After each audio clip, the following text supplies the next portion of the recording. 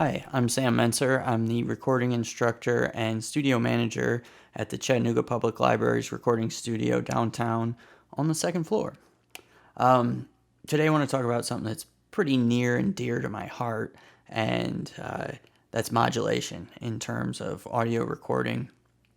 Modulation can be found in different types all over music in general. And today I want to talk about a couple of types of modulation that we can actually produce with the human voice. And then next episode, I'd like to talk about some different types of modulation that actually were created originally by tinkering around with tape machines, analog tape machines, and then digital delays were developed. And then from there, you can sort of create these effects that were originally stemmed from analog tape with digital delays. And then they sort of came into their own, where you have effects like phasing, like a phaser, little orange box that you see, the MXR one. A lot of keyboard players and guitar players use that. But something like flanging, which originally was created on tape machines, is now a standalone effect on somebody's pedal board or in a rack-mounted device in a studio. But anyway, I'd like to first talk about vibrato, which, of course, one thing I think about is like a opera singer, but really almost all singers utilize some form of vibrato, and some can be really wide, expressive vibratos to just very smaller vibratos. But essentially what a vibrato is, instead of a note like that, a vibrato will fluctuate the pitch.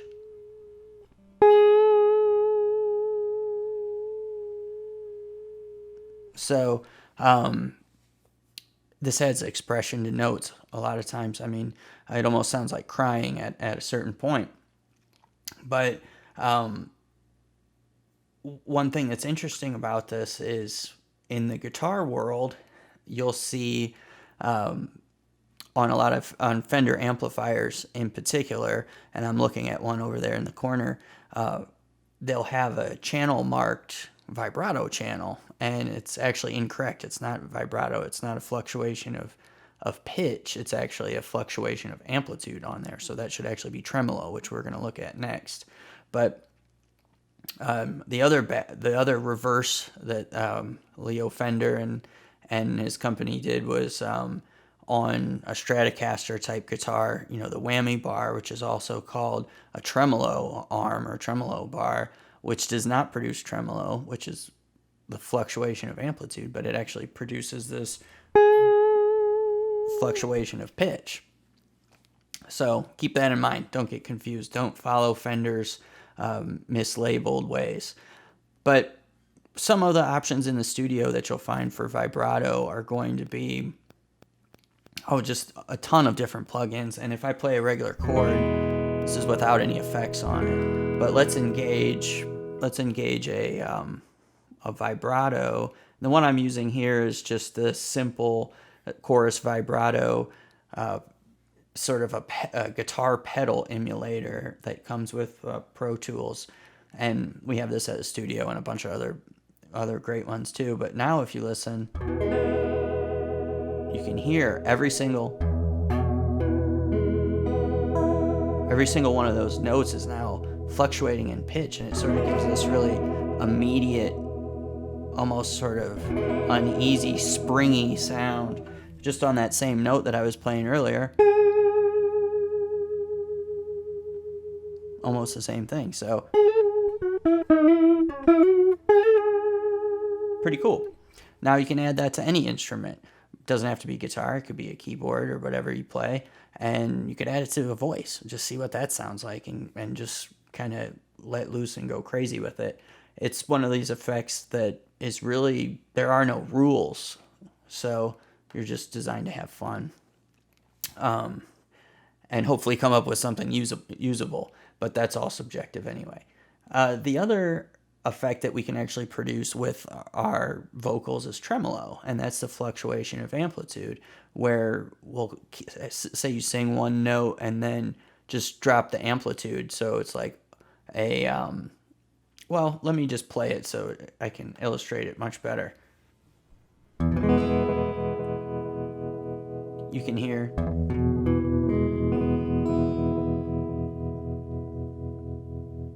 the amplitude is dropping on and off. Another great way to add some coloration to a sort of otherwise stagnant sound.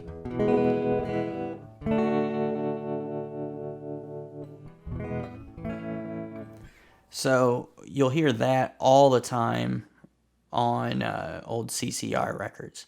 John Fogerty loved the sound of tremolo in an amp.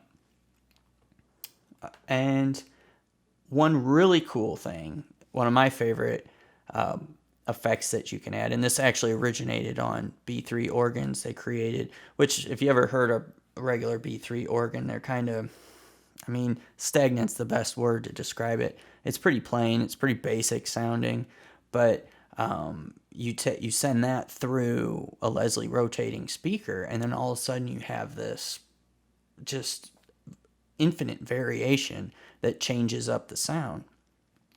So what's actually going on in a rotating speaker? Well, the sound is actually being thrown around a rotating speaker horn, and the byproduct of this is actually a combination of tremolo, that fluctuation in amplitude, and vibrato, which is the fluctuation is in pitch that we talked about. So where vibrato, you're taking that note and raising the pitch and fluctuating the pitch up and down. Tremolo, you're taking the sound and then dropping to a lower amplitude and then bringing it back up. So both of those combine in a Leslie rotating speaker. And this is in stereo, so you can hear the actual speaker is rotating around. Now this is on the slow setting. If you have headphones on, you can really hear it sort of slowly going around your head. Now let's check it out in the fast setting. Here's the fast setting. Much different, much more immediate, and Stevie Ray Vaughan used the Leslie a lot, actually. So, just a few examples. I urge you to, with it like everything else, is to just sort of sit down and experiment with these, especially if you're a producer, because these can be very musical accents to your compositions. But if you're an engineer and you're mixing something, sometimes something's just not lively enough for you, or you can kind of tell that maybe something needs a little bit of extra life. These are the type of effects that I reach into my bag for, and subtly, a subtle use of these modulation effects can really go a long way. It's best to just kind of toy around with them and see what works in what situation. And another thing that's great about them is you can actually sync a lot of these effects to the tempo of the song, which is just awesome, especially if you're doing like dance music, things like that, like having a tremolo on a bass or something for rhythmic pulsing dance music is really cool. And then you can do some really crazy things like create an auxiliary track and put these different effects on there, and then send like your drums to there and blend and just come up with all kinds of just awesome things that you never would have even imagined.